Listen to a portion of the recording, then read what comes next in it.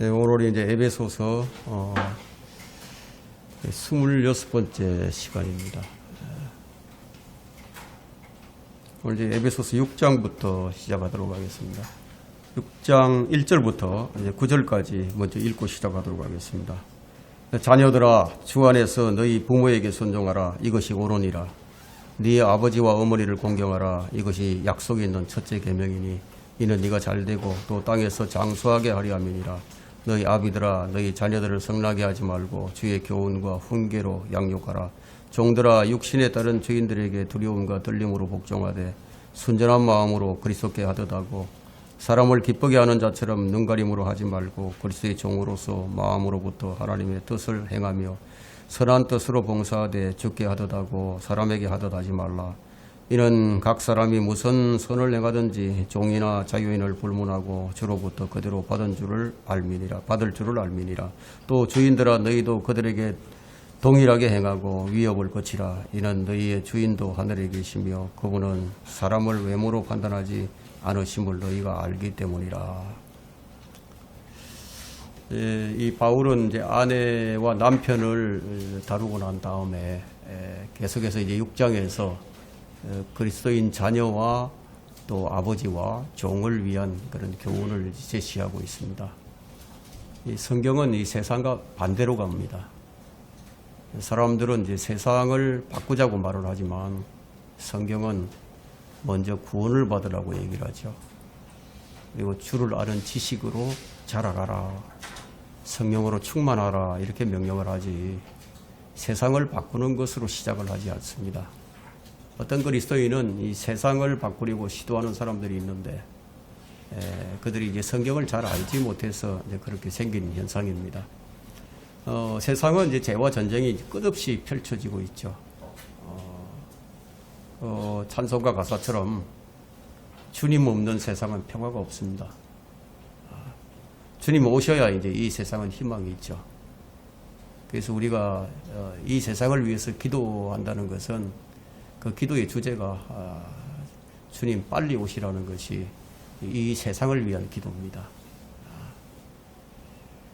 베드로는 이제 세상은 낡아져가고 이제 불사르기 위해서 간수되어 있는 것이 세상이라고 이제 기록을 하고 있습니다. 성경은 이 세상을 부정적으로 말씀을 하죠. 왜냐하면 우리는 이 세상으로부터 건져냄을 받은 사람들의 모임이에요. 세상으로부터 우리가 건져냄을 받았어요. 그것이 교회입니다. 교회. 바울은 이제 교회에 관해서 이제 말을 합니다. 5장 21절에서 먼저 하나님을 두려워함으로 서로 복종하라고 얘기를 하고 있죠. 복종을 하라. 하나님을 두려워함으로 서로 복종하라. 이 피차간에 서로 이제 복종을 하라는 얘기예요. 거듭난 사람들은 새로운 관계를 통해서 이제 변화가 일어납니다. 세상이 변하는 게 아니라 이 사람이 변하죠. 바울은 이제 먼저 자녀들에게 부모에게 순종할 것을 이제 권면을 하고 있는데, 그럼 자녀들이 부모에게 순종하지 않는 이유가 무엇일까요? 왜 자녀들이 부모에게 순종을 하지 않을까요? 주님께서 이제 코르반이라는 이제 말씀을 해 주셨는데, 이 하나님을 섬긴다고 하면서 하나님을 핑계 대면서 코르반 하면은 부모에게 부모를 공경하지 않아도 된다는 그런 생각을 지닌 자들을 이제 책망하신 말씀이 이제 코르반이에요. 코르반. 그 당시에 이제 유대인들이 그 하나님께 바쳐야 하니까 부모에게 드릴 건 없다. 이렇게 하는 자들이 있었으니까 이제 이런 말씀을 이제 하신 것이죠. 지난 시간에 이제 우리가 배운 대로 아내가 먼저 남편에게, 자녀가 먼저 부모에게, 종이 먼저 주인에게 죽게 하듯이 해야 하는지를 오늘 우리가 그걸 오늘 우리가 이제 살펴볼 주제가 됩니다. 1절에 보니까 자녀들아, 주 안에서 너희 부모에게 순종하라. 이것이 옳으니라. 이것이 옳으니라. 성경은 먼저 주 안에서 너희 부모에게 순종하라고 얘기합니다. 그것이 옳은 일이라고. 그럼 뭐가 옳은지 뭐가 그런지 기준이 없는 세상을 살아가는데 성경은 분명하게 이게 옳으니라 하고 이제 기준을 세워주죠. 그런데 이 부모가 믿는 가정이라면 이제 문제가 별로 없겠죠. 믿는 가정에서는 어머니가 아버지께 어떻게 하는지를 그것을 보고 또 아버지가 어머니를 어떻게 사랑하는지 그 모습을 잘 보고 뭐 그런 가정이라면 날마다 그런 모습을 보고 자랐으니까 뭐 문제가 별로 없을 거예요. 그런데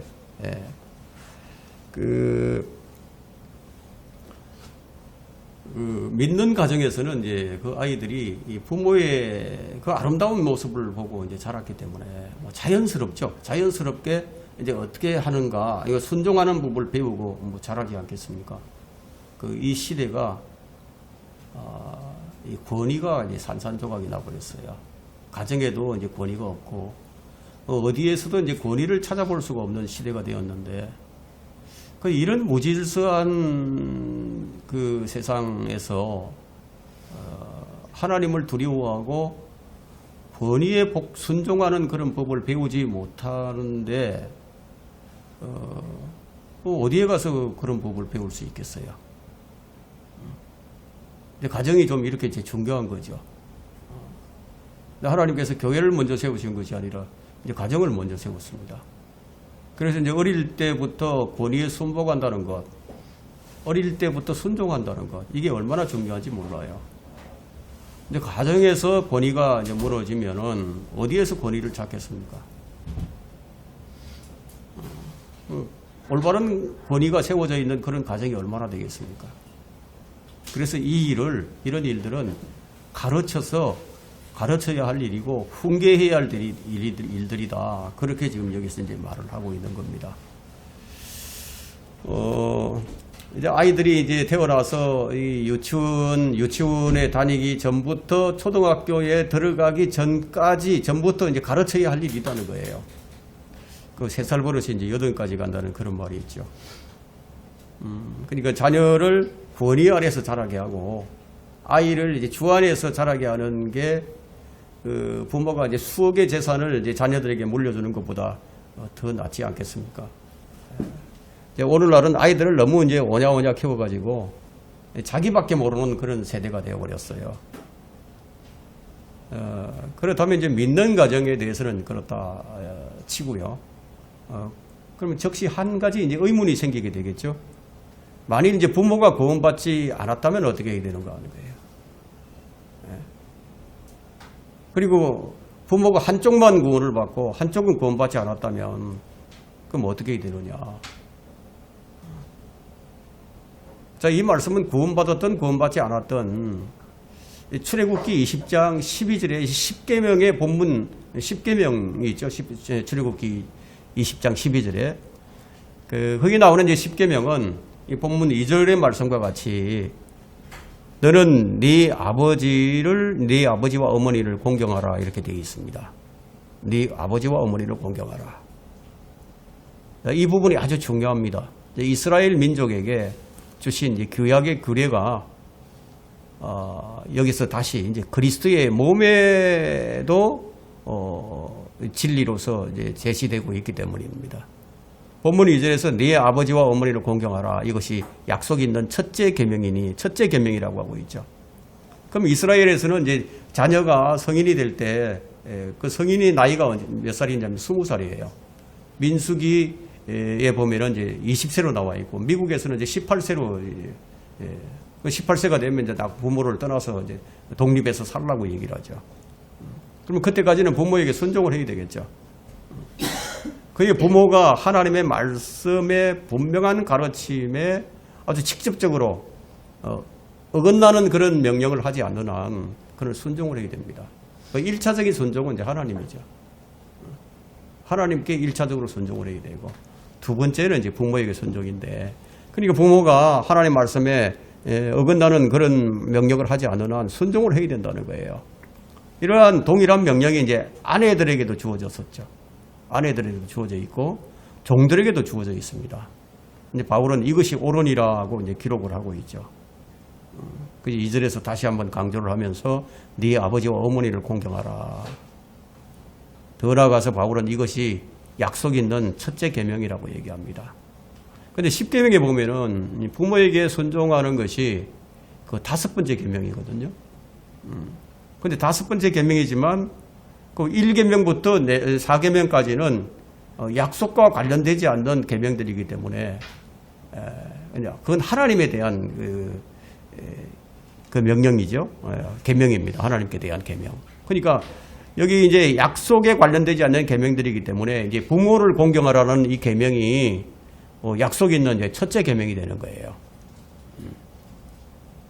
하나님께서 어떤 약속을 하면서 이 계명을 지키면 어떻게 해줄 것이다 하는 이 약속이 주어진 거죠. 그래서 신명기 5장 16절에도 3절과 같은 말씀이 기록이 되어 있습니다. 3절에 볼까요? 이는 네가 잘되고 또 땅에서 장수하게 하리 함이라. 골로새서 3장 2절에도 또 이런 말씀이 기록되어 있습니다. 자녀들아 모든 일에 부모에게 순종하라. 이것이 주를 참으로 기쁘시게 하는 것이라. 주님을 기쁘시게 하려면 부모를 공경하라는 거죠.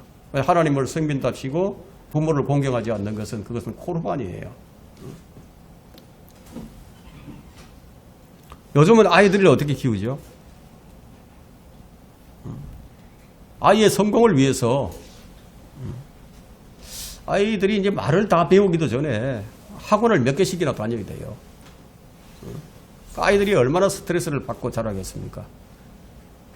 그러니까 부모와 자식 간에 불화가 얼마나 많이 생기겠습니까? 부모와 자식 간의 관계가 좋으면요, 스트레스를 덜 받게 되겠죠. 그러면 장수를 하겠죠. 스트레스를 덜 받으면 오래 살겠죠. 질병에 걸리지도 않을 것이고. 그러니까 부모를 공경하는 것이 땅에서 잘되고 장수하는 것과 관련이 있는 것이 분명합니다. 여러분, 이 스트레스를 덜 받고 살면요, 이 질병이 잘 안 걸리고 그 사건과 사고의 리스크가 좀 줄어들지 않겠습니까? 그죠? 질병의 근원이 이제 스트레스라고 얘기를 합니다. 사람들은 알게 모르게 이제 스트레스를 받아요. 장수에 관한 통계를 보게 되면은 개신교 목사들이 천주교 사제들보다 더 오래 사는 통계가 있습니다. 하나님을 믿는 학생들이 운동 잘하는 운동선수들보다 더 오래 산다는 통계가 있어요. 전문 직업인이 노동자보다 더 오래 산다는 그런 통계도 있고, 결혼한 사람이 결혼하지 않은 사람보다 오래 산다는 그런 통계도 있습니다. 그러니까 이제 몸으로 육체로 벽돌을 나르고 뭐 이 기계를 다루는 이런 노동자들이 다른 노동자들보다도 오래 산다는 그런 통계도 있고, 개신교 가정에서 두 번째로 태어난 여자아이가 가장 오래 산다는 그런 통계도 나와 있습니다. 그러니까 개신교 국가의 아주 부유한 시골 지방이 세상 다른 어떤 곳보다도 더 장수한 사람들이 많다는 그런 통계도 있어요. 이제 평균적으로, 미국에서는 이제 평균적으로 가장 장수한 사람들은 어디에 사느냐? 미국의 중서부 지방. 그러니까 이제 아이오와주, 그 네브래스카주, 일리노이주, 캔사스주, 오클라호마주, 이제 이런 시골 지방에 사는 사람들이 가장 오래 산다. 근데 이런 통계는요, 모두가 다 스트레스와 이제 관련이 되어 있다는 거예요.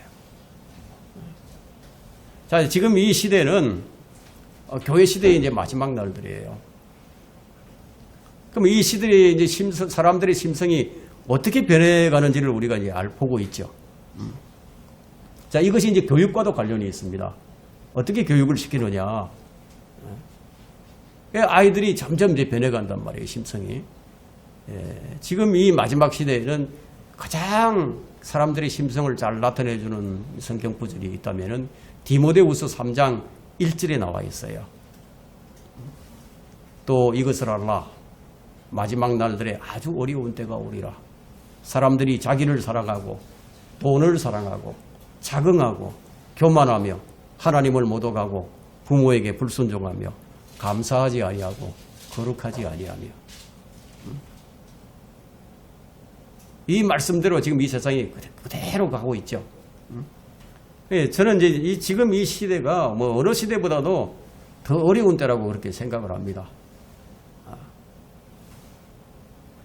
참 없이 살고 가난해서 먹을 게 별로 없고 그런 시대보다도 훨씬 더 스트레스를 많이 받는 시대가 바로 이 시대라는 거예요. 부모가 자식을 내다버리죠.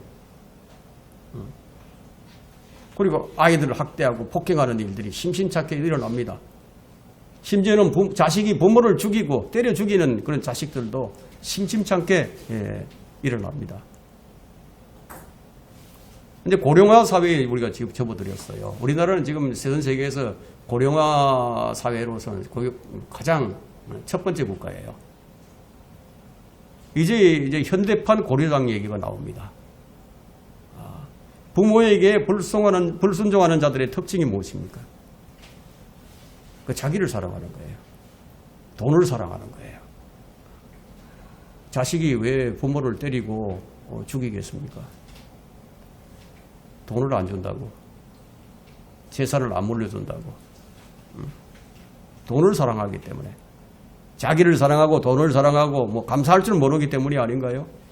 그럼 누가 그렇게 키웠습니까? 부모가 그렇게 키웠죠.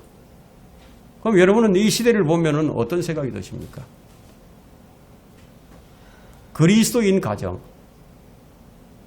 그리스도인 가정과 불신자의 가정이 어떻게 구별이 되어야 하는 거 아닌가요? 그럼 자녀 교육에서부터 구별되어야 하지 않겠어요?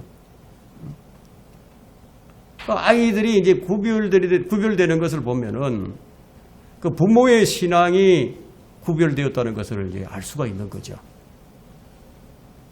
아이들이 부모를 어떻게 대하는지, 아이들이 부모를 어떻게 공경하는지, 어떻게 부모에게 순종하는지를 보면은 그 부모가 하나님을 대하는 그 신앙의 모습이 고스란히 담겨 있는 게 아니겠어요?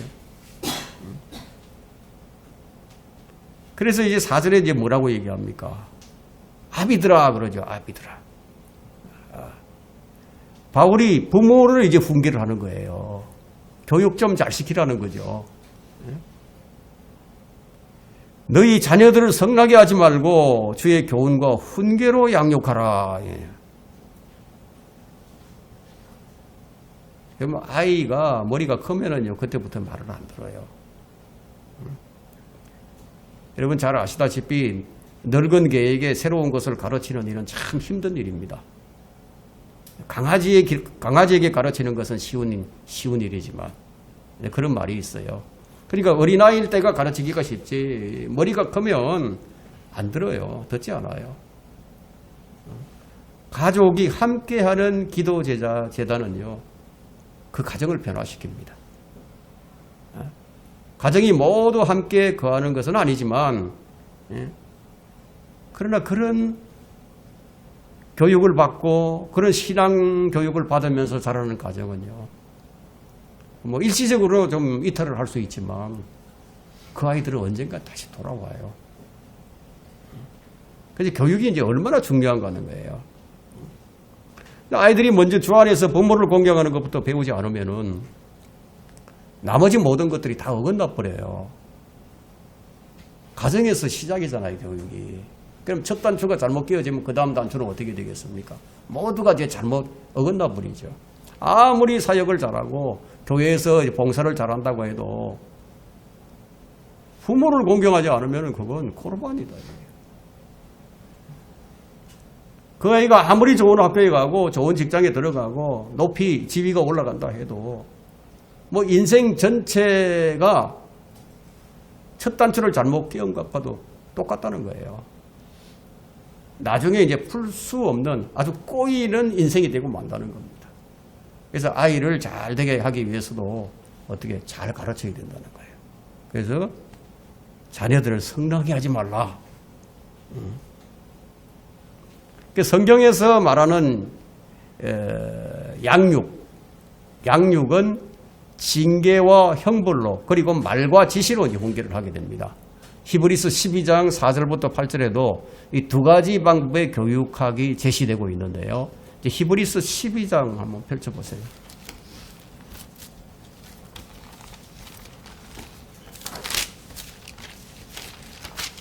히브리서 12장에 두 가지 교육학이 있습니다.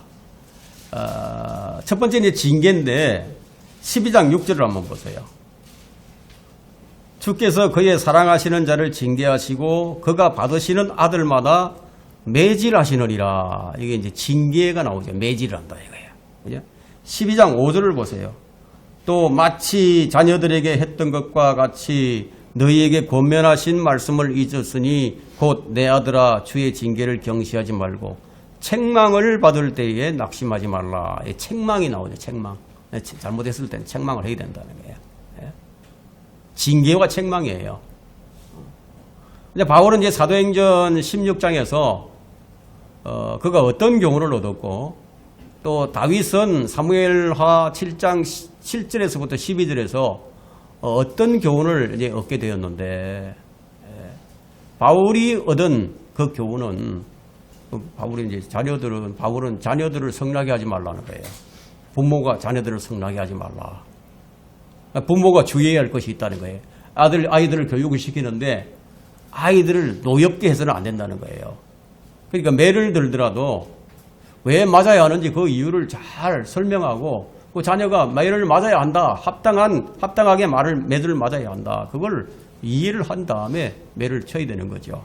그 뭐 주먹으로 친다거나 손찌검하는 건 안 돼요. 거기는 어떤 자신의 그 분노가 포함되어 있기 때문에 그 느닷없이 이제 화를 내면서 때리는 게 아니라는 거죠. 그럼 아이들을 때려서 성나게 하면 그럼 어떤 일들이 이제 발생을 하게 되느냐? 어떤 일들이 이제 분명히 이제 거기서는 발생을 합니다. 그 비행 청소년들이 왜 나옵니까? 비행 청소년들. 아이들이 보면 계속해서 방황하는 아이들이 있어요. 그냥 불안해서 정서가 불안해. 그러니까 분노 조절이 안 돼요, 아이들이. 분노 조절 장애 아이들이 굉장히 많아요. 요즘은 히키코모리라는 그런 사람들이 있는데 일본에서는 은둔형 그 사람들이 있어요. 이 청소년들이 집에 밖에서 나오질 않아요. 히키코모리라고 그러는데 그런 아이들이 이제 사고를 치죠.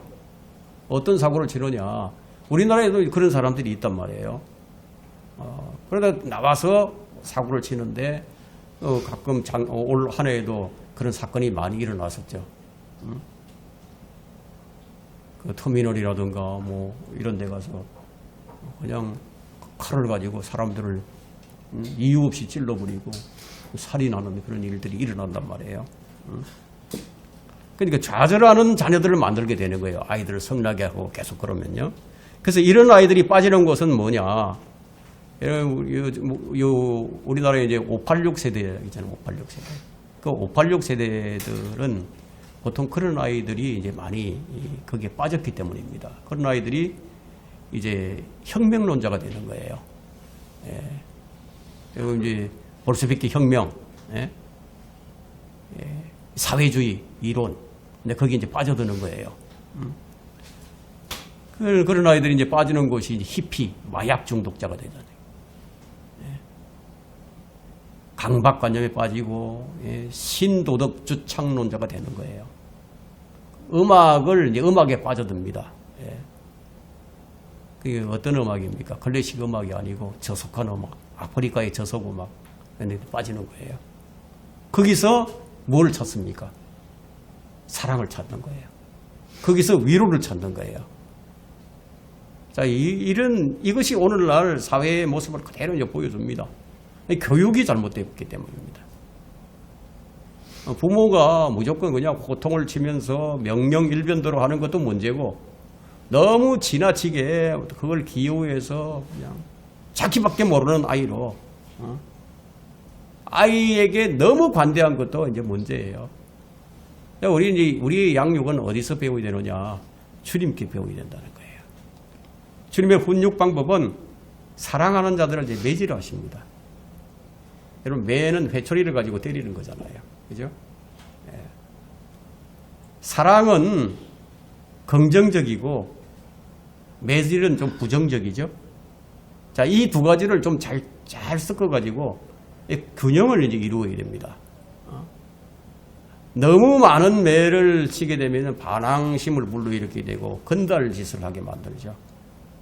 그런데 너무 많은 사랑은 또 범죄와 의존심을 이제 낳게 됩니다. 그런데 아이가 아이를 그가 마땅히 가야 할 길로 군육하라. 그리하면 그가 늙어도 그 길을 떠나지 아니하리라 하고 잠언 22장 6절에 얘기합니다. 그러나 현대교육은 어느 길이 아이가 마땅히 가야 할 길이라고 말할 수 있는 사람은 아무도 없다고 전제를 하고 교육을 하는 거예요. 현대교육이. 기준이 없는 거예요. 상황윤리죠. 상황윤리. 답이 없어요. 그래서 이제 아이의 관능적 욕구, 동물적 본능, 이 성경을 거부하려는 그 경향을 그것이 전혀 이제 문제가 안 된다고 생각을 합니다. 자, 이런 것들이 아담이 자신의 후손들에게 물려준 내적 유산이에요. 마땅히 가서는 안 될 길에서 이 교육을 받은 아이는 노년이 되면은 자신이 있어서는 안 될 곳에 있게 될 것이라는 겁니다. 오늘 이 바울은 아비들에게 주의 교훈과 훈계로 양육하라고 그렇게 말을 하고 있습니다. 우리가 우리 수준으로 내 지식, 내 수준으로 아무리 가르쳐봐야 그 아이가 내 수준밖에 더 되겠어요. 그래서 우리가 주의 가르침, 그리스도의 가르침으로 가르쳐야 아이들이 그리스도 안에서 부모에게 공경할 줄 알고요. 그리스도 안에서 관계를 맺고 자라갈 때 이 아이가 자라서 세상에 나가게 되면은 그 얼마나 좋은 관계성이 유지되겠습니까? 왜냐하면 그 아이가 매사에 죽게 하듯 하기 때문에. 그럼 그 아이가 어느 직장에 들어간다. 그럼 그 직장이 어떻게 되겠습니까? 매사를 죽게 하듯이 한다 이거예요. 인생의 성공은 관계성에 있습니다. 관계성. 어떤 관계를 맺고 사느냐. 이 관계성이 일터에서도 같아야 한다는 거예요. 그래서 지금 이제 5절에서 그런 말씀을 하는 거예요. 종들아 하고 종들아. 종들에게 이제 명령을 하는 겁니다. 보세요. 육신에 따른 주인들에게 두려움과 떨림으로 복종하되 순전한 마음으로 그리스도께 하듯 하고. 오늘 우리 주제가 뭐냐? 이 성경 공부 주제가 그리스도께 하듯 하고. 그리스도께 하듯 하라. 죽게 하듯 하라. 자, 이 훈계가 에베소서 5장 22절에서 아내들아 너희는 너희 자신의 남편에게 복종하기를 죽게 하듯 하라. 죽게 하듯 하라. 이거예요. 자, 이 두 말씀이 얼마나 조화를 이루는지 한번 보세요. 이것은 이제 고용주와 이 고용인의 관계가 아니라 종과 주인의 관계, 즉 노예에 대해 말을 하는 거예요.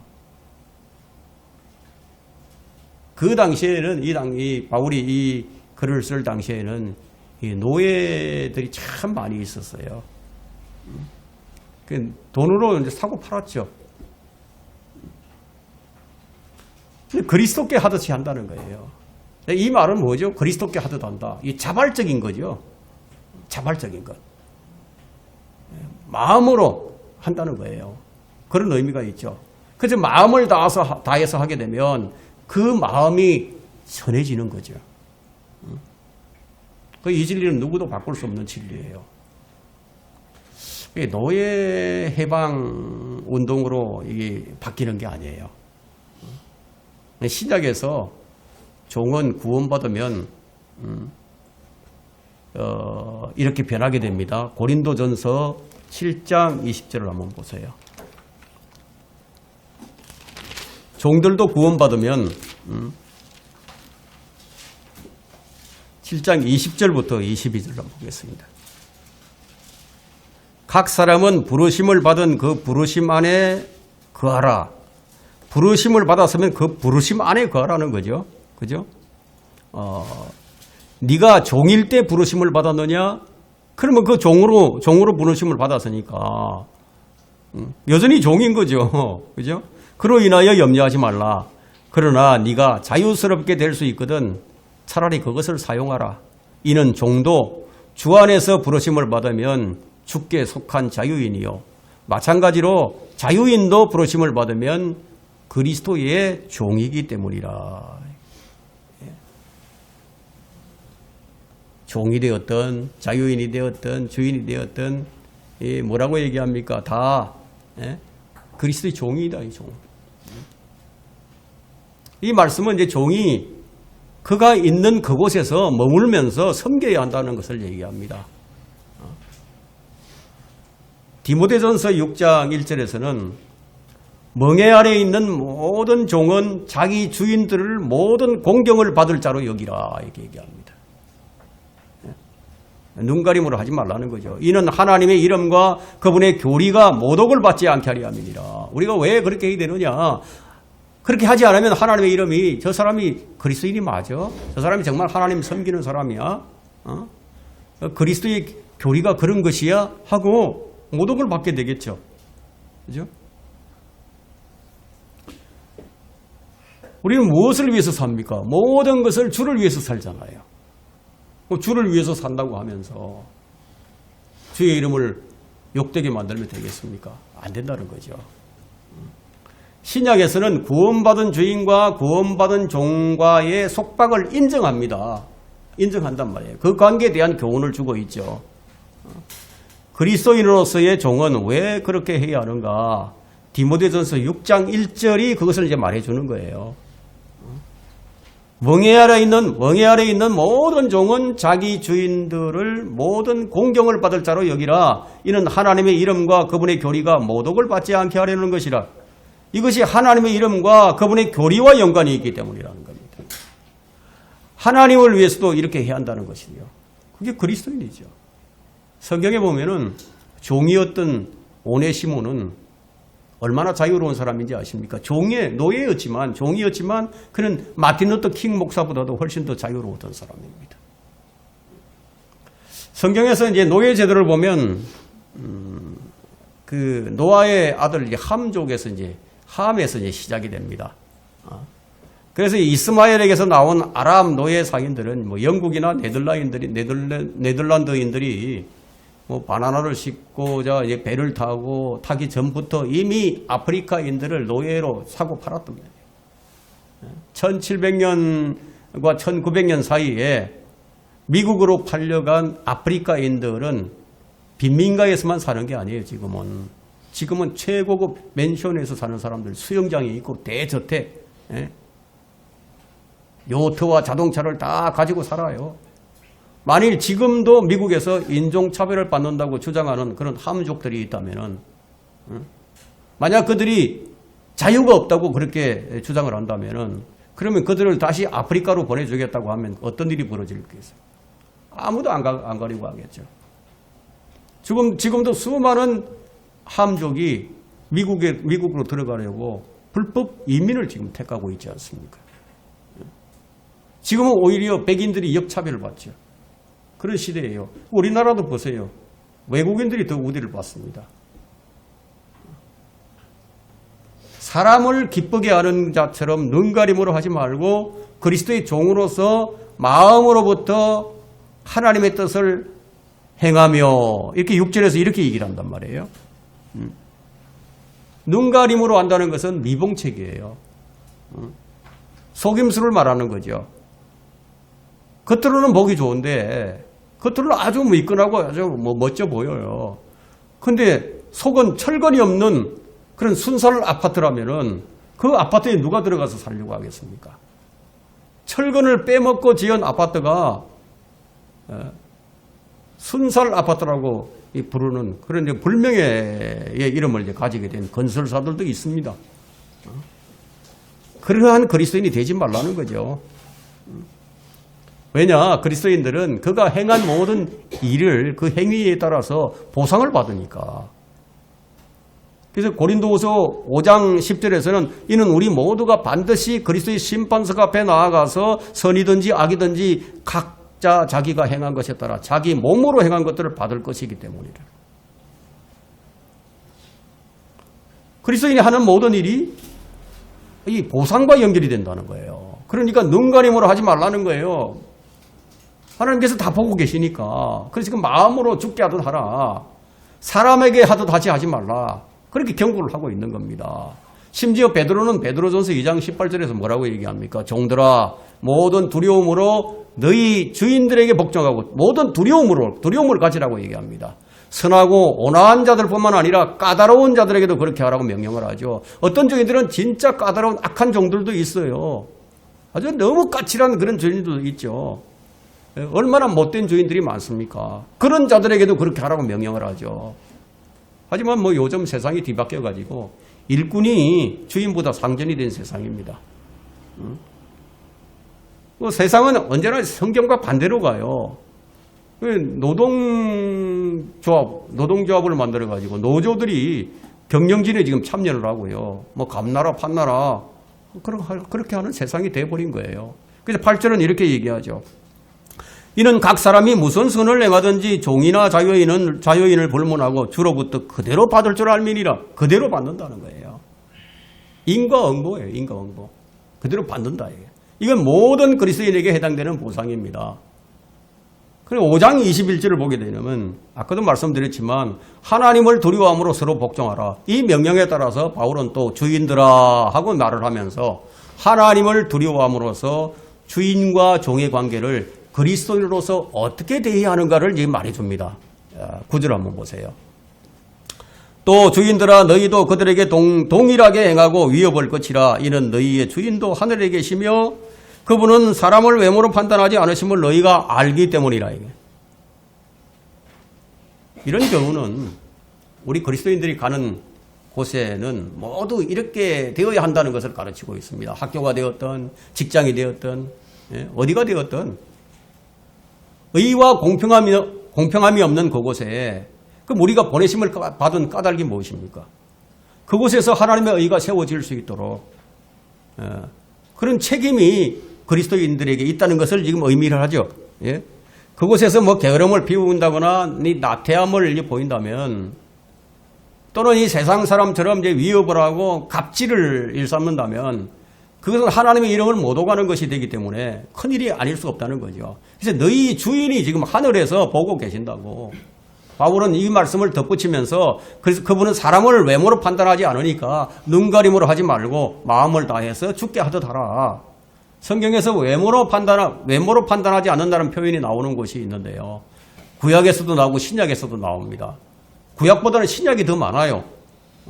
구약은 이제 역대기하 19장 7절, 또 신약은 사도행전 10장 34절, 베드로전서 1장 17절, 야고보서 2장 9절, 로마서 2장 11절, 골로새서 3장 25절 훨씬 더 많단 말이에요. 자, 이것은 영적인 문제에 있어서 각 개인에 대해서 하나님께서 취하시는 자세를 지금 얘기하는 겁니다. 마음을 중심을 보잖아요. 마음이 어떠냐? 어떤 마음가짐을 가지고 있느냐? 그걸 보신다는 거죠. 뭐 이 구절을 좀 잘못 해석을 해가지고 뭐 사회적 문제나 육체적인 문제로 다루어서는 안 된다는 거예요. 성경은 단 한 번도 하나님께서 모든 사람을 아주 평등하게 창조하셨다는 그런 표현은 없어요. 성경을 사사로이 해석하는 자들은 외모로 판단하지 않는 것에 대한 의미를 사람은 모두 평등하다 이렇게 적용해서 인종 통합을 주장을 하지만 그렇지 않아요. 하나님은 모든 민족을 평등하게 대하지 않습니다.